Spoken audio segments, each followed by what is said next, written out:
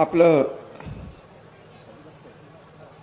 त्या गटापुरतं आपल्या तालुक्यापुरतं झालेल्या विकासाची पावती मागण्यासाठी गटातले सर्व प्रमुख कार्यकर्ते सगळी गावं बोलवावीत असा दौरा आखण्यात आला. आणि त्याच दौऱ्याचा एक भाग म्हणून बापूसाहेबांचा वाढदिवस अशी बापू म्हणाला की जे करायचंच असेल तर गुणवरे गटातल्या पूर्व भागातल्या माझ्या वाढदिवसाच्या तिथं माझ्या बारकाशा गावात का होईना हा कार्यक्रम घ्यावा, म्हणून आज हा कार्यक्रम घेतला गेला. माझ्या समजुतीने राज्याचे चॅनल्स इथं उपस्थित आहेत. मला साधारणतः दुपारी 1:30 पासनं एक 10-20 फोन प्रमुख चॅनल्समधनं आले की तुम्ही काही अजितदादांना सोडून तिकडे चाललाय का. हो नाही काय बोलायचं हे मला काही सुचना, कारण ही चर्चाच कधी नव्हती. चर्चाच झाली नाही. ही चर्चा राज्यभर आज पसरली. कदाचित असं दिसायला लागलंय की आपले जे विरोधक आहेत त्यांनीच मुद्दाम ही बातमी दिली असेल की रामराजांची बॅच जाते तिकडं तुतारीकडं, तर आपल्याला इथं कमळावर उभं राहता येईल असं तर नसेल. कारण ह्या मंडळींना हे असं करायची हे अत्यंत घाणेरडी सवय आहे. मी या चॅनेलच्या माध्यमातून राष्ट्रवादी काँग्रेसचे अध्यक्ष तटकरे साहेब त्यांचे 2 फोन येऊन गेले. हे तटकरे साहेब मी काही गोष्टी आल्यावर बोलणार आहे आणि त्यातली एक गोष्ट बाकी मला मान्य करायला लागेल. या अजितदादांची जेव्हा यात्रा निघाली त्या यात्रेचं नाव मी विसरलो, आनंद मंगल कार्यालयात आपण वेगळी बैठक घेतली आणि दादांना आपण काही गोष्टी सांगितल्या होत्या. बापूच्या ईडीची केस झाली, तिला माजी सभापती सौ रेश्मा भोसले बसल्यात, त्यांच्यावर वेडेवाकडीची काही उत्तरं प्रश्न ही दिली गेली, ते बोलले. उत्तर कोरेगावची काही मंडळी त्यांनी त्यावेळेस तेच सांगितलं. या सगळ्याची उत्तरं जोपर्यंत इथं मिळत नाही आहेत आणि ही उत्तरं जर मिळायची असेल तर आपण गाऱ्हाणं मागणार हे देवेंद्र फडणवीसांच्याकडे जायचं मला काही कारण नाही. मी देवेंद्र फडणवीसांचं नेतृत्व माझ्या आणि त्यांचे अत्यंत उत्तम संबंध आहेत. राज्य पातळीवर एकही माणूस गेल्या 25 वर्षात माझा शत्रू नाही. एक आमदार सोडला तर तोही आपल्या जिल्ह्यातला. शत्रू म्हणजे राजकीय शत्रू, वैयक्तिक शत्रुत्व मी करत नाही, वैयक्तिक शत्रुत्व मी मानत नाही.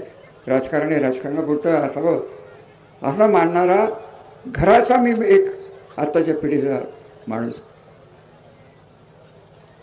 काय आम्हाला पुरावा पाहिजे होता आणि मी कुठं जातो याला काही किंमत राहिली असं मला स्वतःला वाटत नाही. तुतारी असेल, तुतारीच का तुम्ही म्हणता मला माहीत नाही तुमची मतं काय आहेत. अहो पहिल्यांदा आपण अजितदादाकडे जेव्हा जायचा विषय घेतला तेव्हा मी तुम्हाला बळजबरीने गप्प बसवलं होतं की तुतारी बितारी काही नाही, शरद पवार वगैरे काही नाही, हा निर्णय मी घेणार आहे. तुम्हाला आठवत असेल तेव्हा आम्हाला पुरावा कुठला पाहिजे. आम्हाला प्रशासनातनं न्यायबुद्धीने वागणूकच मिळत नसेल आणि कार्यकर्ता तर घरीच बसणार असेल, कार्यकर्त्याचे कुठले नाजूक अडचणीचे प्रश्न आहेत याचा फायदा घेऊन आमच्या कार्यकर्त्यांना फोडण्याचा प्रयत्न जर होणार असेल आणि त्यात भारतीय जनता पार्टीसारख्या अतुच्छ पार्टीने आपल्या राज्याचा अध्यक्ष तिथं पाठवून त्यांना पत्ते द्यावं आणि हे अपमान आम्ही सहन करावेत आणि त्यांचा सत्कार राज्यावर जर होणार असेल आणि त्यांच्या सत्काराला तुमच्या पूर्व भागातले एक शहाणं नेतृत्वही हार घालायला गेलं होतं एवढं लक्षात. तर तो विषय आज बोलायचा आपल्याला काही कारण नाही. तर आम्ही उत्तर काय द्यायची आणि घरी बसलेल्या कार्यकर्त्यांचा रिकामा नेता म्हणून अजितदादाच्या पार्टीत गेलं काय आणि अजून कम्युनिस्ट झालं काय आणि रासापत गेलो काय, त्याच्या मागे कार्यकर्तेच राहिले नाहीत. अशा माणसाला, अशा नेतृत्वाला अजितदादा जरी काय करू शकणार आहेत एवढं बाकी मी तुम्हाला मान्य करेन.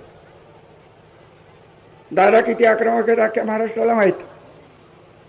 माझी त्यांची तशी भेट झालेली नाही जिल्हा बँकेच्या इथं. माझं त्यांचं या विषयावर बोलण्याचा तो कार्यक्रम नव्हता. आता बोलायला नको तरी मी बोलतो की अमित शहा साहेबांनी कबूल केलं होतं की मी त्या जिल्ह्याच्या कार्यक्रमाला, जिल्हा बँकेच्या 75च्या कार्यक्रमाला मी येत. हा फोन झाला होता, होकार घेतला होता. दिल्लीत जाऊन खासदार नितीन पाटील जाऊन त्यांना निमंत्रण दिले होते.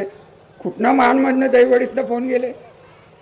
हे असं जर होणार असेल आणि त्याला राज्य पातळीची नेतृत्व आणि देश पातळीची नेतृत्व ही जर त्याला जर साथ देणार असतील तर आम्ही करायचं काय, हा खरा प्रश्न मी अजितदादांना जाऊन विचारणार. तुमच्या अडचणी आम्ही समजतो, आपल्याला का हा निर्णय घ्यायला लागला याचं सगळ्यांनी उत्तर दिलं. पवार साहेबांच्या हे बघा, अजितदादांनी मला 95ला मदत केली, पण आपल्याला विकासाला दिल्लीतनं जी ताकद मिळालेली आहे, आपले कारखान्याचे प्रश्न असतील, नीरा देवगडचे प्रश्न असतील, बलकवडीचे प्रश्न असतील, संबंध पश्चिम महाराष्ट्राच्या 75% विश्वासार्हतेचे जे काही जे धरणं मायनर इरिगेशन पासून होती, तेव्हा पवार साहेबांनी तत्कालीन बंगालचे जलसंपदा मंत्री, त्यांचं नाव नेमकं विसरलो, ते वारले, ते त्यांचे मित्र होते, त्यांनी बोलवून सांगितलं. ते काही दिवसात सह्याद्री गेस्ट हाऊसला आले. त्यांनी मान्य करून टाकलं की आंध्र प्रदेश आणि कर्नाटक काय म्हणेल याची पर्वा नाही, हे रितसर आहे, लवादाप्रमाणे तुम्हाला परवानगी मिळेल. ही सगळी पाटणची धरणं त्यात सुटली, उरमोडीचं धरण त्यात सुटलं. राहिलं नीरा देवगर राहिलं, कारण ते 50% विश्वासार्हते होतं.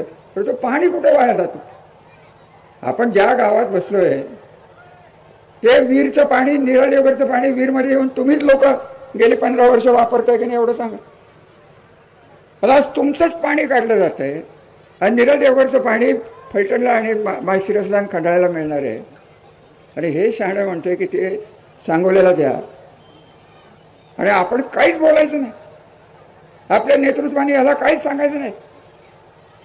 अरे असं जर असेल, वैयक्तिक माझे मान अपमान मी कधी मानलेले नाहीत. या पाण्यासाठी मी अपमान सहन केले, एवढंच मी तुम्हाला सांगेन. एकदा कधीतरी मी जेव्हा वेळ येईल तेव्हा कोण काय बोललं, एक तुम्हाला निश्चित सांगेन की पाण्याचा आग्रह, औद्योगिक वसाहतीचा आग्रह हा 95 सालपासून आज 2024पर्यंत काय मनात ठेवून दिवस आणि रात्र घालवलेले. यांचं काय चाललंय. आज म्हणायचं नीरा देवगरचं पाणी मी आणलं, तू टेंडर काढलं, वेड्या धरणच झालं नसतं तर तुझं टेंडर कोण घेतलं असतं. राम निंबाळकरांनी घेतलं असतं का. हे राम निंबाळकर शाणे, मोठे कॉन्ट्रॅक्ट, कुठले, निंबळकचे, बापूंच्या गावचे. त्यांना माझी एकच विनंती आहे की तुम्ही कॉन्ट्रॅक्टर म्हणून होता, तुमच्या वेळेचं आम्ही कौतुक केलं आहे, तुम्ही राजकारणात उडी घेताय. राजकारणात जेव्हा उडी घेतली जाते तेव्हा राजकीय नेत्याच्या नादाला लागू नये, माझ्या नादाला चुकून लागू नये. तुम्ही पैशाच्या ताकदीवर राजकारण करायचा प्रयत्न केला, तुम्हाला तशीच उत्तरं मिळतील. आज तुमचा हा जो रस्ता आहे ना, त्याचं टेंडरही त्यांच्याकडेच. आमचं काय म्हणणं नाही, काम उत्कृष्ट करतात, परंतु राजकारणात भाग घेणं गव्हर्नमेंट कॉन्ट्रॅक्टरनी हा वेडेपणा आहे, एवढं मी सांगेन. आणि त्यांनी तो केलेला आहे. बघू पुढे काय होईल. 2.5 महिनेच राहिले, 2 महिनेच राहिले. मी विसरणारा माणूस नाही. चांगलं तर चांगलं, वाईट तर वाईट. तेव्हा तो विषय जरी आपण सोडून दिला तरी अजितदादांच्याकडे जा, अजितदादांच्याकडे जा, तुतारीकडे जा, तुतारीकडे जा. मी तुम्हाला एक खरं सांगू का, आपले प्रश्न सोडवण्यासाठी आपण शरद पवारांना दाखवून तिकडे गेलो ही वस्तुस्थिती. आयडिया स्पष्ट सांगतो. हे आम्ही सगळेजण 9-10 जण जेव्हा पवार साहेबांच्याकडे पहिल्यांदा गेलो, मी हात जोडून त्यांना सांगितलं की साहेब, ही परिस्थिती फील्डमध्ये तशी राहिलेली नाही. माझ्या स्वतःवर वयाच्या 75व्या वर्षी हे आणि माणचे आमदार यांनी खंडणीचे गुन्हे आणि किडनॅपिंगचे गुन्हे लावायचा प्रयत्न पुणे जिल्ह्याच्या आर्थिक गुन्हे शाखेत केले होते. ही माझ्यावरची परिस्थिती. तेव्हा तर मला वाटतं मी सभापती होतो. राज्याच्या सभापतीला 8 टाकाची तयारी ह्या दोघांची. सुदैवाने मला मानणारे 35 वर्षातले काही प्रशासनातले अधिकारी आहेत, पोलिसातले अधिकारी आहेत, त्यांनी मला सावध केलं. देवेंद्र फडणवीस साहेब त्यांना फोन केला की साहेब हे काय चाललं. आजही तेच झालं. 15 दिवसापूर्वी, 20 दिवसापूर्वी हीच बातमी परत फिरायला लागली. रामराजे आज जाणार आहेत, हा आज जाणार आहेत, तो आज जाणार. हे कोण करते. त्या दमदाटे आम्हाला थांबवणारच की नाही. का आम्हाला वाटायला लागलं की आम्हीच पाकिस्तानात गेलोय का काय, आम्हाला वाटायला लागलं. याचा न्याय आपण आपल्या नेत्याकडे मागायचा. शरद पवार ते अत्युच्च पातळीवरचे नेते, त्यांना काय, मी काय बोलणार शरद पवार साहेबांना. म्हणजे मी त्यांना विनंती केली होती की साहेब, जे काय घडते त्यासाठी आपल्या भूमिकेचा आपण पुनर्विचार करावा आणि आम्हाला आपल्या आशीर्वादाने तिकडे जावा, याचा बाकी मी साक्षीदार. आजच्या त्या सभेत जो अजेंडावरच विषय नाही तो राज्यावर कसा गेला याचा शोध पहिल्यांदा मी घेणार. हे आत्ताही मला त्यांचेच फोन येतात. मी तुम्हाला एकच सांगेन की तुमच्या भावना तीव्र होत जाणार आहेत. उत्तर कोरेगावने तर जाहीरच करून टाकलंय आणि त्याला काय उत्तर देऊ. हा उपसभापती बंडू संजय साळुंखे 3,500-4,000 मतांनी निवडून आलेले लोकप्रतिनिधी, ते विकास साळुंखे, ते तिकडचा एक पद्धतशीर काम करणारा नेता, 5-6 हजाराचं गाव, पैसे वाटायला ते आपल्यातलं एक शहाचं कार्ट, ते कोरेगावकराचं कार्ट, ह्यांनी नावं घेतली नाहीत पण मला काय घालवायचं. ते पैसे वाटत फिरतायत, यांनी त्यांना अडवलं आणि ह्यांनाच शिव्या घालतायत आणि ह्यांच्यावरच केस होतीये. आणि 22 आता ह्याला करणार काय आपण. सत्तेत जाऊनही इलेक्शनमध्ये ही पद्धत जर होणार असेल तर सत्ता आपल्या कामाची नाही. आपल्याला, मला स्वतःला, मी पवार साहेबांना देव मानतो, अजितदादांना तेवढंच मानतो. अजितदादांचे गुण जे आहेत त्याचा विचार करून, भविष्याचा विचार करून आपण हा निर्णय घेतला. पण माझा कार्यकर्ता हा माझ्या राजकारणाचा नव्हे तर माझ्या आयुष्याचा केंद्रबिंदू आहे आणि केंद्रबिंदू जोपर्यंत सुरक्षित राहत नाही तोपर्यंत माझी काही भारतीय जनता पार्टीची भांडणं नाहीत. मोदी साहेब त्यांचं काय व्हायचं ते म्हणजे आपल्याला काय त्याच्याशी घेणं देणं नाही. अमित शहा साहेब आदरणीय आहेत. खरं सांगायचं तर सहकार कारखान्याचे इन्कम टॅक्स कोणी माफ केले असा जो प्रश्न विचारला तर बाळासाहेब अमित शहानी केलेलं आहे. आपल्याला मान्यच करायला लागेल. काँग्रेसला जे जमलं नाही ते नाही केलं. त्याचं कारण ते स्वतः अहमदाबाद जिल्हा बँकेचे संचालक होते. परंतु जोपर्यंत दिल्लीत एक भारतीय जनता पार्टी आणि साताऱ्यात एक नवीनच भारतीय जनता पार्टीचं पिल्लू जे माणमधनं सुरू होत आहे, ज्याचं एक शाखा ही फलटणमध्ये आहे आणि त्यांना जोपर्यंत ताकद मिळते तोपर्यंत अजितदादांना आम्ही प्रश्न विचारणारच की आम्ही काय करायचं हे तुम्हीच आम्हाला सांगा. एक सांगा तरी की हे थांबणं शक्य नाही. भारतीय जनता पार्टी माझं ऐकते का नाही ऐकते आम्ही आमच्या पद्धतीने बघू. माझं काही शरद पवारांशी भांडण नाही, माझं मोदींशी भांडण नाही, माझं देवेंद्र फडणवीसांशी भांडण नाही. माझ्या तालुक्याचं तर मला बघायचे अधिकार आहेत की नाही. बाकीचं सगळं सोडून द्यावं. पाणी काय जातंय सर, एक लक्षात घ्या. या निरेच्या पहिला तालुका कुठला आहे तर खंडाळा आहे, दुसरा कुठला आहे वीरचा पहिला तालुका कुठला आहे फलटण आहे. फलटण जर असेल आपणच ठरवलं तर पाणी पुढे जाऊन द्यायचं नाही तर जाईल का पुढे. कायदा हातात घ्यायची वेळ आली तरी करू. पण आमचं न्यायाचं पाणी निरा देवरचं पुनर्वसन केलं कोणी. माळशिरसनी केलं नाही, सांगोल्याने केलं नाही, खंडाळा आणि फलटणनी 700 लोकांचं पुनर्वसन केले. फुकटच जमिनी दिल्यात. विकत घ्यायला हे यांचं सागर हे फुकटची विकत घ्यायला ते तुमच्या अभंग ते एक नवीनच पिल्लू तिथं तयार झालं. आता कुठपर्यंत सामना करायचा हो. आपली काही राष्ट्रीय पक्षाची भांडण करण्याची महत्वाकांक्षा नाही आणि दिल्लीत जाऊन काय फार मोठं गाजवायचं आहे असंही माझं वय राहिलेलं नाही.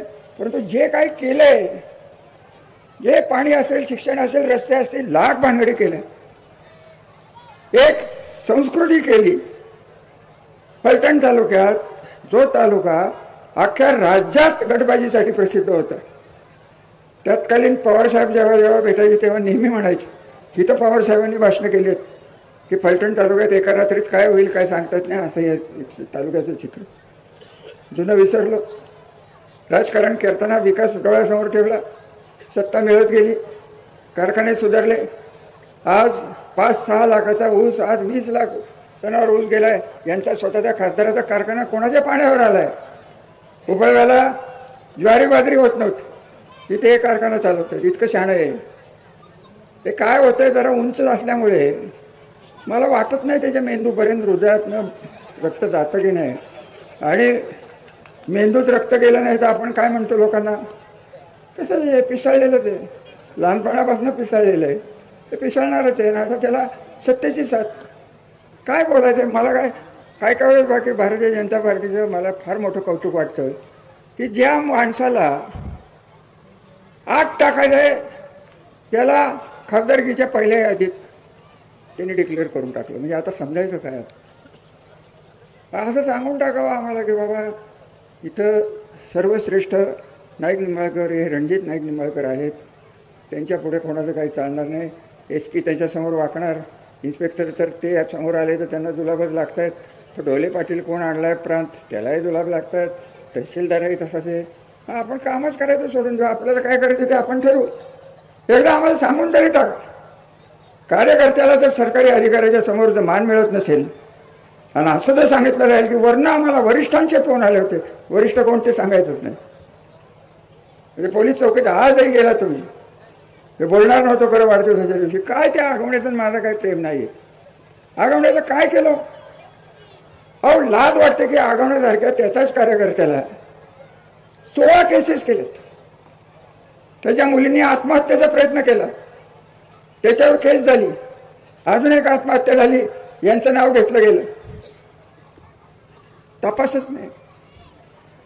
तर त्यांना सगळंच माफ असेल तर तसं एकदा सांगून टाका, हे रणजित नाईक निंबाळकराला काही आम्ही होऊन देत नाही तोपर्यंत तो कमळ आहे, आवरण कमळावर तुम्हाला मान्य करायचं असेल तर महायुती. अहो हे काय कशाची महायुती, इथं साखरवाडीची लोक इथं बसलेत, साखरवाडीचे स्वतःला सर्व म्हणणारे शरद पवारांना जाऊन सांगतायत, फोटो बघितला असेल तुम्ही सगळ्यांनी, शरद पवारांना जाऊन सांगतायत रामराजे तुमच्याकडे आले नाहीत, आम्ही येऊ, रणजित सिंह नाईक निंबाळकर हे भाजपत राहतील, आम्ही तुम्हाला उमेदवार देऊ, नाही तो कोण कांबळे पाटील काढलाय त्याला देऊ, आणि तुम्ही आम्हालाच म्हणताय होय महायुती पाळा. महायुतीचा धर्म त्यांनी सांगावं ना. मी जसं देवेंद्र फडणवीस साहेबांच्या समोर, अजितदादांच्या समोर सांगितलं की त्याचा प्रचार आम्हाला जमणार नाही, मी त्यांच्या स्टेजवर येऊ शकत नाही, मला माफ करा, मी घरी बसेन. त्यांनी एकदा सांगून टाकावं, मग बघू काय होतं. हे सगळे प्रश्न खटके वस्तीत बसून आपल्याला सोडवता येणार नाही. तुमच्या भावना तीव्र होत चाललेल्या आहेत. मी 30 वर्षात पहिल्यांदा बघतोय की मी म्हणतो ते विचारपूर्वक तुम्ही कधीच मान्य केलं नाही, भावनेने तुम्ही मान्य केलेलं आहे की रामराजांच्यावरचा विश्वास आहे हा, की तो जो निर्णय घेतील हा माझ्या भल्यासाठी होईल, हे सर्वसामान्य कार्यकर्त्याला पटत होतं. आज मला तुम्ही सांगताय की तू तऱ्हेकडे जा. हा मोठा ऐतिहासिक क्षण फलटण तालुक्याच्या राजकारणात आलेला आहे. आणि कार्यकर्त्यांनी जेव्हा जे सांगितलेलं असतं ते नेत्याच्या कानावर घालणार आणि योग्य तो निर्णय घेणार, एवढं बाकी मी तुम्हाला या निमित्ताने सांगू इच्छितो. आज बऱ्याच चॅनलचे निराशच झाले असणार आहे सगळे. ह्याच्यात कोण किती बसले मला नाही माहिती. माझ्या मागं म्हणजे एक तर चॅनलवर मी दिसत नाही. मला ते कसला माझा कट्टा असतो त्याच्यावर सभापती असल्यापासून बोलवत आहेत. म्हटलं नको बाबा, माझा कट्टा आपलं फलटण कट्टा आहे, ते बरं आहे, नको तुमचा कट्टा, आम्हाला काय करायचं आहे, कट्टा नको पट्टा नको, काय करू नका, फक्त फलटण तालुक्याला पट्टाही लावून देणार नाही, एवढं बाकी निश्चित. मग ते रणजित नाईक निंबाळ, हा क्षण तुमच्या लक्षात येतो. 30 वर्ष खपून आपण तालुक्याचं पुनर्वैभव आणलं आणि ह्या माणसाच्या हातात जर आपण दिलं काय होईल, तुमचा प्रत्येकाचा आगवणे होईल, प्रत्येकाचा. ऑलरेडी 3 जण आहेतच. एक दुधेवाडीचा आगवणे नंबर 2, एक विलासराव नंबर 3 आणि चौथा सोमंतळेचा. 4 आगवणे, 1 2 3 4 ओळीनी आहेत. तुम्हाला रांगेत जायचं असलं तर खुशाल मराठीकडे, मला काय करायचं, मला मोकळं करा. सरळ तुम्हाला निर्णय मागायचा की तुम्हीच एकदा मला सांगून टाका की रामराजे तुमच्या बडबडीचा आणि तुमचा विकासाचा नेता आणि त्याचा मला कंटाळा आला. 30 वर्ष आम्ही तुमचं ऐकलं, आता आम्हाला नाईक निंबाळकर बदलायचा आहे कारण तो दिसायला फार देखणा आहे, त्याची अबाउट फनोटीला लागतात. अहो त्याच्या आजोबांनी 67 साली इतकं ते बाळ विचित्र आहे. अरविंद मेहता बसले तिथं. शिवाजीरायांच्या इलेक्शनमध्ये तिकीट दिलं नाही म्हणून जे फलटण तालुक्यात बंद झालं, त्यात निळकंठराव नाईक निंबाळकरांना 6 वर्ष शिक्षा झालेली. त्यांचं नामचं पटो न पटो परंतु घर म्हणून जेव्हा एखादं होतं तेव्हा निळकंठराव धने हे आमच्याबरोबर राहिलेले एवढी अक्कल यायला नाही. त्याला नादाला लागते ते तिकडे कुठे गेलं की घाटावर चाललं. अहो 6 आमदारांचा खासदार हा त्यांचा बॉस, तर त्या माणच्या आमदाराचं पिशवी घेऊन भाऊ काय झालं काय करू रामराजे असं म्हणले.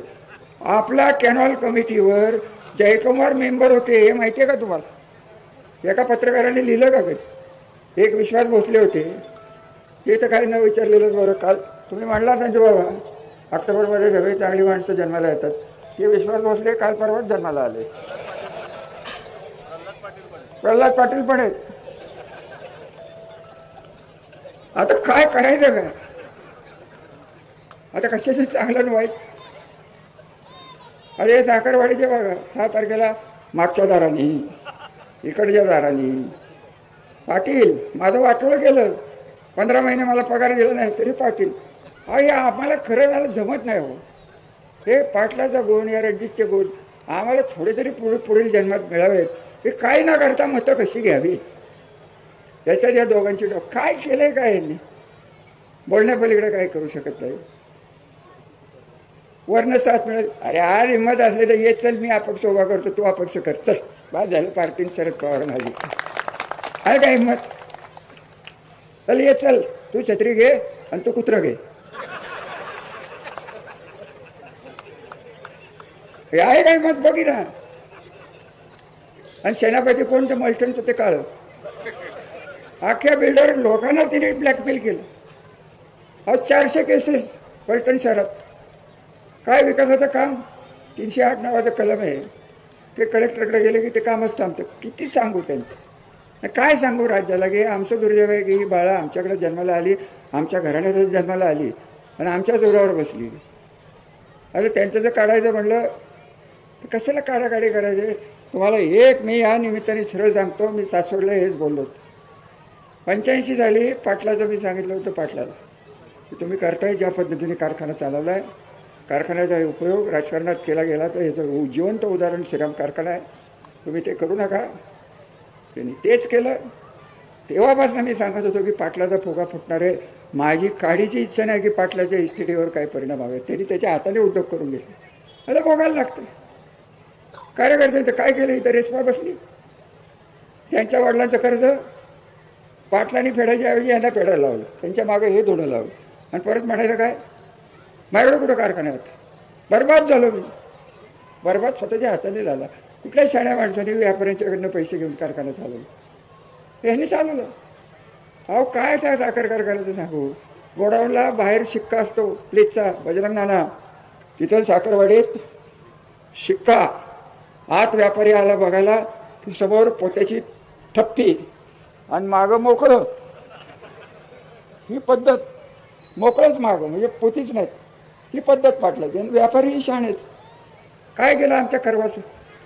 मदन करवाचं घर जाळून टाकलं. अरविंदभाई तुमचेच शेजारी आहेत जरा तेव्हा तरी शहाणपणात सांगायचं तुम्ही त्यांना की नका करू यांच्या नादाला.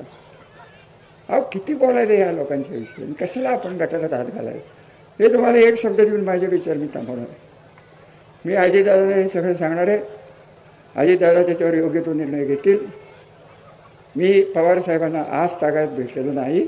कुठल्या तोंडाने मी त्यांना भेटू हे मला तुम्ही सांगा.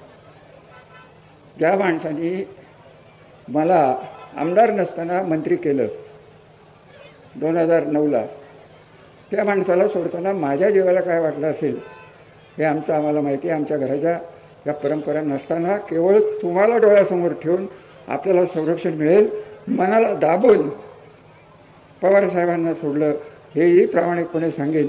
आणि जर जायचंच झालं पवारसाहेबांच्याकडं तर तुम्हाला साक्षीला घेऊन तुम्ही जर मला शब्द दिला की तो बापू बोलला की ईडी लागून द्या नाही तर बिडी लागून द्या, परंतु रणजित नाईक निंबाळकराला कीड लागल्याशिवाय मी थांबणार नाही.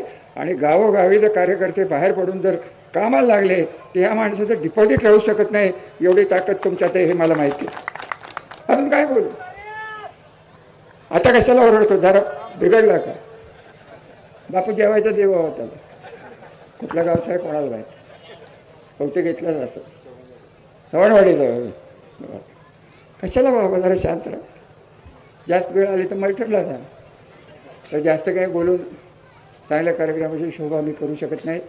हे बघा, अजितदादांच्याकडे गेलो, विचारपूर्वक गेलो, पवारसाहेबांना दुखवलं, वाईट वाटलं तरी गेलो.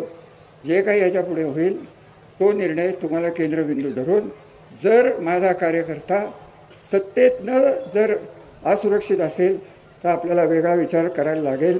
एवढं बाकी निश्चित मी तुम्हाला सांगतो. आणि त्या पद्धतीने याची पुढची पावले पडतील. एवढा मोठा कार्यक्रम होईल, एवढी मोठी प्रसिद्धी मिळेल. संबंध चॅनलचं मी आभारी आहे. तुमची निराशा केल्याबद्दल I am very much sorry. की तुम्हाला वाटत होतं NDTV सगळ्यांचे पोत. अहो काय आमचं ते हो एवढं. आम्ही कुठं कोपऱ्यात, सातारच्या कोपऱ्यातला हा तालुका त्या जोडलं खंडाळ्याला, तिथनं बाहेर काढलं, सोडलं उत्तर कोरेगावला. ती लोक दुष्काळी, आपण दुष्काळी, मान दुष्काळी, खटाव दुष्काळी. ते राहिलं बाजूला, राहिलं भलतंच तिकडंच राजकारण झालं. विकासाचं कोण बोलते आजकाल. जाता जाता मी तुम्हालाच एक प्रश्न विचारून जातो. आज दुपारी मी 1:30 वाजता 2:30 वाजता जेवतो.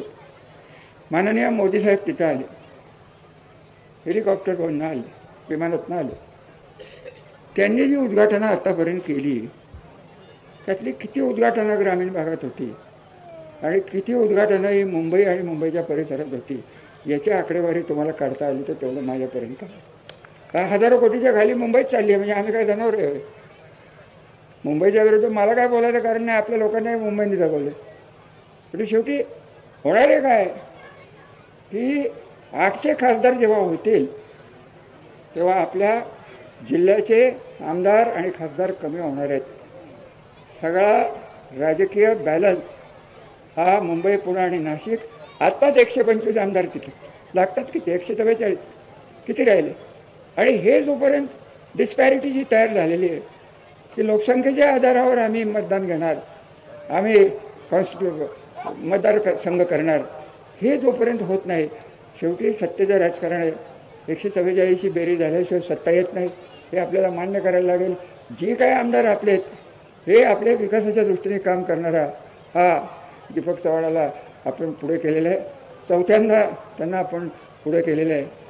फलटण तालुक्याच्या इतिहासात 3 टर्मच्यावर कोणी आमदार झाला नाही. मी स्वतः निवडून आलेला आमदार 3 वेळा झाले. चिमणराव 3 वेळा, बोईटेसाहेब 2 वेळा, हरिभाऊ निंबाळकर 1 वेळा, महाराजसाहेब 2 वेळा, शिवाजीराजे 1 वेळा.